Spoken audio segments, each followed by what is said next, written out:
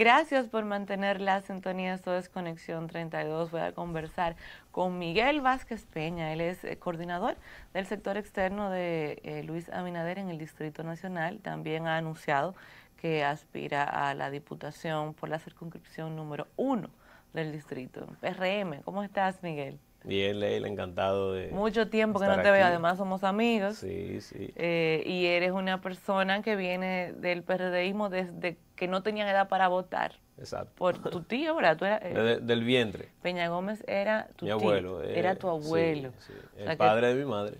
o Sí, sea que tú tienes la política en la sangre desde antes de que, de que pudieras decidir. sí, así es. Yo diría que desde el vientre. Bien, cuéntame de esa decisión que tomaste ahora de aspirar en esta coyuntura.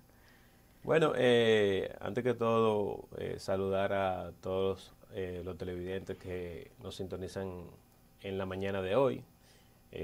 Nueva vez, gracias Leila y a don Miguel Guerrero que lamentablemente no está aquí con nosotros en el set, pero Pero está sí, aquí. pero sí está aquí, sí, sí está aquí, pero no en No el set. está, pero Está está. backstage, acompañándonos, mi gratitud por quedarse a don Miguel. Y sí, mira, nosotros decidimos aspirar nuevamente en lo que ahora es un ejercicio de precandidatura dentro de lo que es el Partido Revolucionario Moderno, producto de que en las elecciones pasadas nosotros también fuimos candidatos a diputados por el PRM naturalmente y tuvimos muy cerca de ser electos. Tuvimos a ley de algunos 600 votos. ¿Tú fuiste Y precandidato no, yo o fui candidato, candidato? O nosotros sea, fuimos ok, candidatos, ok, sí. tú estabas en la boleta del 16. Sí, la Ok. cual fueron unas elecciones muy complejas, porque como es de conocimiento de todos, en el caso de los diputados, la misma Junta admitió que hubo que hacer ya una proyección al final, el conteo no fue oportuno, y para que tanto tú como la teleaudiencia tengan una idea, en la circunscripción número 1, que se supone que es donde las cosas son mejor llevadas, porque está ante los ojos de todos, hubo un 35% de los colegios que no se llenó acta. Wow. En cuanto a congresional, al acta C1 de diputados. Y eso sí, realmente fue una experiencia muy aleccionadora, en la cual nosotros hicimos un gran recorrido y ganamos muchas adhesiones, tanto a nivel interno de los diferentes dirigentes del Partido Revolucionario Moderno en la circunscripción, como también del electorado en sentido general. Nuestras propuestas llegaron, la campaña realmente fue efectiva porque yo digo que en una casilla 15, como nosotros estuvimos, donde te cuentan, por llamarlo de alguna manera, unos 4.000 votos, el trabajo fue efectivo. Es bueno que tú me menciones eso del número de la casilla y los votos, porque yo quise comenzar por el tema de tu candidatura para caer en el tema Sí, del arrastre, claro, claro. de explicar a la gente cómo funciona al día de hoy el arrastre y bueno, entender que si se quedan las cosas como lo decidió la Junta, entonces en el caso tuyo, operaría ese arrastre tal cual ha operado en ocasiones anteriores. Pero, ¿de qué se trata el arrastre? Mira, la posición del Partido Revolucionario Moderno, que es de conocimiento de muchos, igual la comento una vez, es que el arrastre no exista en ninguna de las demarcaciones, porque la Junta Central Electoral, como tú bien mencionas, dictaminó que se mantiene el arrastre en 5 provincias, que son casualmente las demarcaciones más grandes a nivel, en términos de electores, y en el resto no se manifestará o más bien se contará Y en una de función de ellas es arrastre. esta, Una el de ellas, Distrito como Nacional. una de esas provincias del Distrito Nacional, tenemos el caso de La Vega, tenemos el caso de Puerto Plata, Santiago, San la provincia de Cristóbal. Santo Domingo y San Cristóbal. En lo que compete al distrito y al tema del arrastre, que es tu inquietud, muchas veces nosotros entendemos que el arrastre solo se da de diputado a senador. Lo que sucede es que mayormente es ciertamente así. ¿Por qué? Porque la batería de diputados es plurinominal y son más candidatos que el candidato a senador, que es uninominal. Entonces, muchas veces los candidatos a diputados, que son muy populares en sus diferentes demarcaciones, en sus diferentes pueblos, cargan al senador.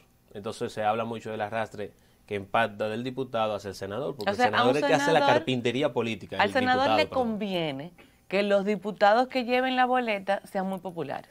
Claro, claro. Porque ese voto va para él, ¿verdad? Claro que sí, ese voto se computa directamente al senador. Si tú marcas un diputado en las demarcaciones donde haya arrastre, inmediatamente se le computa ese voto del diputado al senador. Claro, y en esto vale una aclaración, que no se puede votar por un diputado de un partido y un senador de otro, porque automáticamente entonces se estaría dañando el voto. Si todo sigue igual, si el constitucional no decide otra cosa. Si las reglas del juego se mantienen hasta el momento, como la Junta ha dictaminado que están apoderadas, en este caso el Tribunal Constitucional, sobre la decisión definitiva del tema. Entonces, ¿cómo es el otro arrastre? Porque tú me hablas de un doble arrastre, que ese es el que yo no entiendo bien y quiero que se explique. Sí, el arrastre. ¿Cómo el senador arrastra al diputado? El arrastre, ahí se da la dualidad del arrastre. El senador, si es muy popular, y yo te puedo poner un ejemplo de pueblos donde solamente hay 2 diputados, provincia Hermana Mirabal, tú tienes 2 diputados y un senador. Por lo regular, en un sistema bipartidista, aunque hay una nómina importante de partidos, pero de correlación de fuerza me refiero, cogen 1 y 1. En este caso el PRM, que es el partido más grande de la oposición, y el partido de gobierno, por lo general, toman 1 y 1. Entonces, ¿qué sucede en una demarcación como esa? Que si el senador es muy popular, entonces puede garantizarle a un partido u otro la diputación, pero ahí no se siente tanto. Sin embargo, porque nada más son 2 y 2, entonces el mismo método de Home reparte 1 y 1 de por sí. ¿Cómo funciona ese método? Bueno, lo que pasa es, el método es un tanto complejo. Sí, ¿Por qué? Eso es lo que quiero, como simplificarlo, sí, para la gente. Porque hablando llanamente, lo que se da es lo siguiente. Primero, por ejemplo, aquí en el distrito, que en la circunscripción número 1 son 6 diputados que deben de salir electos, al igual que ahora en ejercicio hay 6. 6, ok. El método de Home reparte los escaños primero. Y me explico. Si la masa de diputados de un partido tomó el 50 y tanto por ciento, el 40 y tanto por ciento, entonces el método de Holmes les reserva, yo estaba hablando de la totalidad de los votos congresuales, les reserva 2 diputados. Pero hay una línea muy estrecha, a ese partido. Okay. Le reserva 2 escaños. Entonces, ¿cuáles serán esos, quiénes representarán esos 2 escaños de ese partido? Los diputados que dentro de ese partido sacaron más votos. Okay. Entonces, si al otro le da un 50 y tanto por ciento, un 57, un 56, un 52, de un 52 punto y tanto hacia arriba, entonces le da, en vez de darle 2, le da 4. Le reserva 4 escaños, por una diferencia porcentual muy mínima. De hecho, en la experiencia pasada del 2016, eso fue lo que sucedió. Que por un porcentaje equivalente a un punto y tanto a nivel senatorial, nosotros no pudimos tener la tercera diputación, la circunscripción número 1, que era lo que se esperaba. Entonces, explicada así no me suena justo. El sistema, bueno, es que no hay una regla perfecta en cuanto a lo particular del sistema de Home. No hay mayoría absolutamente simple. Y eso se ha discutido mucho, eso se ha debatido bastante, porque se ha dado casos donde, por ejemplo, aquí se dio en una ocasión, en el 2006, que un candidato del PLD salió como con 800 y tanto de votos, que fue diputado, Walter Encarnación, creo que es el apellido, y salió con 800 y tanto de votos. Sin embargo, a nosotros se nos quedó en el otrora partido del PRD un Reinaldo Rincón que sacó 5,000 y tanto de votos. Y no llegó a la... porque la distribución de escaños no le favoreció. El método de Home no le favoreció porque no es una mayoría simple. Ahora, ¿qué es lo que se plantea con el voto directo? De que el voto sea, aparte de directo, sea transversal a todos. O sea, si un candidato de un partido pequeño sacó más votos que Miguel Vázquez Peña, que pertenece a un partido mayoritario, que ese candidato entonces pueda ganar. Claro, Pero o sea, el arrastre, que 10 sea más que 8, que que 10 sea 8 más que sea más que 8 5. en un término muy Ok. llano. Pero el arrastre sí se da de doble vía, porque si tú tienes un candidato a senador bastante popular, bastante fuerte, donde hay una diferencia mínima entre un candidato u otro, entonces se puede dar que voten, por ponerte un ejemplo, 10 personas por un candidato a senador Ujú. y la batería de diputados sumen 7. Automáticamente ese 10, que son 3 más, 3 votos más, exponencialmente 3.000, 30.000 votos más, puede aperturarte otro escaño, Para ver si yo bajo lo el método de entendí, Hon. me gustaría poner Se un da poco, porque ejemplo. por lo Sí, mismo que dije sí. en inicio, la cantidad de diputados aquí son mayoritariamente, son plurinominales. Tú tienes 6 candidatos a diputados buscándole votos a un senador. Claro. Eso se da poco aquí en cuanto a la uno, en cuanto al distrito en sentido general, porque igual la circunscripción número 2 tiene 5 diputados y la circunscripción número 3 tiene 7. En todo el distrito hay 18 diputados. Sí, Ya. Me gustaría poner un ejemplo hipotético, a ver si me quedó claro el tema de el formato. Digamos que Farideh Raful ya sea la candidata a senadora por el PRM. Un escenario hipotético. Digamos que Roberto Salcedo es el candidato a senador por el PLD.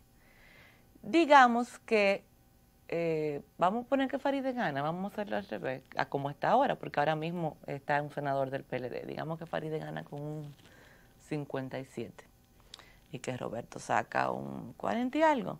Significa entonces que el PRM va a tener 4 escaños en la 1 y 2 escaños va a tener el PLD en esa circunscripción. Voy bien, es sí, correcto. podría ser ese ejercicio, sí. Podría ser así, Sí, ok. porque podría ser también un ejercicio muy ejemplificador, pero también se podría dar el caso que, por ejemplo, el colchón más importante de votos de ese candidato a senador del PRM estuviese en la 3 y en la 2 y se descompensa en la 1. Y inversamente proporcional pudiese pasar que la 1 sea su buque insignia, que como el caso que tú mencionas de Farideh, ella es diputada por la 1 actualmente. Claro. La 1 es una circunscripción que tiene un voto más razonado, más sosegado, más consciente, más maduro, y quizá ella tenga un mayor nicho del electorado en la misma 1 que en la diferente demarcación, sobre todo en la 1 versus la 3, que es donde se invierte. La composición de la 3 social es en un 70% más popular y la de la 1 en un O 30%. sea, Entonces, eso sí, ese ejercicio plenamente se podría extrapolar, se podría poner en ejercicio y en práctica en cuanto a la 1. Si en la 1 es consecuente ese 57, 40 y tanto, sí, serían 4 y 2. pero yo lo que siento con todo esto es que el voto, al margen del tema del arrastre, que ya de por sí muchas personas hemos entendido que es inconstitucional, pero aparte del arrastre, con un método como ese, yo siento que el voto no es realmente directo como establece la Constitución, porque si bien hay ejemplos como Estados Unidos donde el intermediario es el colegio electoral, Sí, ese aquí es otro. pareciera que el intermediario es el partido. O Sí. sea que a fin de cuentas mi voto no necesariamente vale un voto como electora y que va a garantizar que el que sacó 5 tenga una posición por encima del que sacó 4. Entonces hay una intermediación del partido, no es por ende un voto directo. Sí, ciertamente es así. Actualmente el sistema de Hon, vamos a llamarle de que pone al partido como una especie de intermediario, ya en tanto que primero se hacen las reservas de escaño y luego se distribuyen. Y uno ve muchas veces, Sí. y aparte traté de ilustrarlo con el ejemplo de Walter, que es muy palpable, pero uno ve muchas veces como un candidato, por ejemplo, en una circunscripción como la número 1 del PLD sale con menos votos que un candidato del PRM en este Claro. caso. En el caso Sí. tuyo, que aspiras por la 1, para ti es importante, dado el estadio actual de cosas, quién iría como candidato a senador. Yo mencioné a Farideh porque es quien ha expresado públicamente que quiere. Además de ella, hay más personas en el PRM que han dicho que tienen interés en aspirar a la senaduría del Distrito Nacional. Mira, nosotros seguimos apelando al voto directo, de manera personal. Quien te habla, Miguel Vázquez Peña, entiende que el voto directo es lo más sano y de hecho es lo constitucional. Y no podemos establecer o segregar que hay una República Dominicana en un sentido y otra República Dominicana en otro. Por tanto que, aunque la Junta dictó o dictaminó una decisión un tanto salomónica, jurídicamente es un adefesio, porque no podemos segregar una cosa para algo y otra para otra cosa. En cuanto al Partido Revolucionario Moderno, tienen varios liderazgos en la circunscripción número 1, tanto en la 2 y en la 3, y en lo que es el Distrito Nacional en sentido amplio.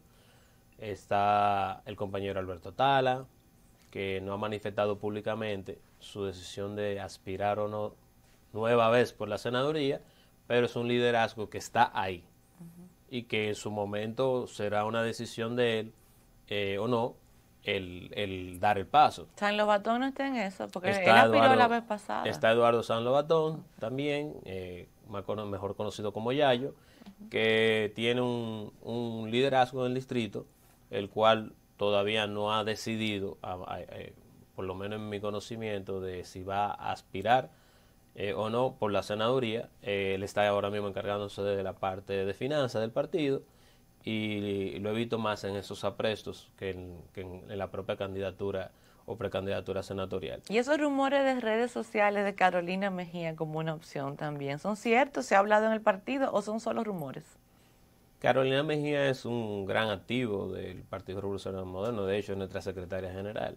Y en lo que es el distrito, que es donde ya ha hecho toda su vida política y profesional y privada también, no deja de ser un elemento quizá que en su momento alguna medición lo hayan tomado en cuenta. Es una persona con un cierto carisma importante, transmitible incluso más allá de lo que es el Partido Revolucionario Moderno.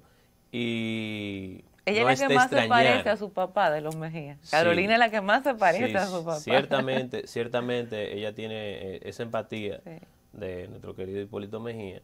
Y no es de extrañar que haya sido tomada en cuenta en algún ejercicio de medición. No ha manifestado que yo conozca la posibilidad de ser candidata a senadora, y entiendo que ella estaba concentrada en lo que son las tareas partidarias, que es un gran reto para su persona, de poder hacer que el Partido Revolucionario Moderno llegue al poder en el 2020, tanto en lo presidencial como en lo congresual, y mantenga el terreno municipal. ¿Qué tú opinas de esta propuesta que hizo doña Milagros Ortiz Bosch la semana pasada?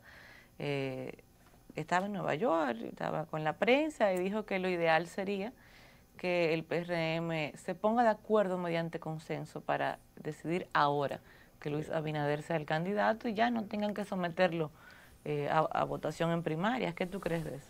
Tú sabes que, no sé si a ustedes le ha pasado, que cuando uno sale del país, uno ve las cosas como de otro ángulo.